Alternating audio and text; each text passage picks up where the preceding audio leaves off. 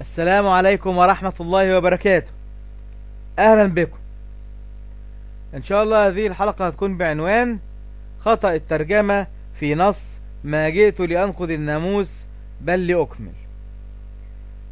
نجد أن في إنجيل متى الإصحاح رقم 5 والعدد رقم 17 نص يقول: لا تظنوا إني جئت لأنقض الناموس أو الأنبياء، ما جئت لأنقض بل لأكمل. فإني الحق أقول لكم إلى أن تزول السماء والأرض لا يزول حرف واحد أو نقطة واحدة من الناموس حتى يكون الكل. نجد أن في هذا النص كلمة لأكمل، لكن التفسير الحديث للكتاب المقدس صفحة 117 يقول أن هذه الكلمة لأكمل كلمة خاطئة ولا تناسب النسخة اليونانية، لأن النسخة اليونانية موجود فيها الكلمة بليروسيا، وكلمة بليروسيا تعني يطيع. كلمة بليروسيا تعني إيه؟ تعني يطيع. هذا الكلام موجود في التفسير الحديث للكتاب المقدس صفحة 117.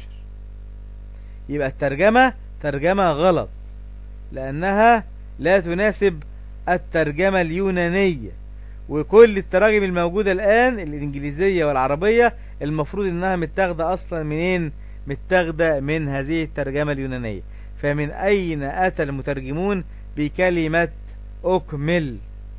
طيب واحد يقول لك طب إيه يعني؟ هو في فرق ما بين كلمة أكمل وكلمة أطيع؟ نعم، في فرق كبير جدا. كلمة تغير معنى كامل. طب ايه الفرق؟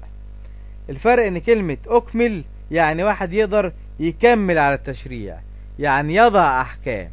إنما كلمة يطيع فلا حق له أبدا أن يكمل على التشريع أو يفعل أي شيء. كل اللي يعمله إنه هو يطيع فقط.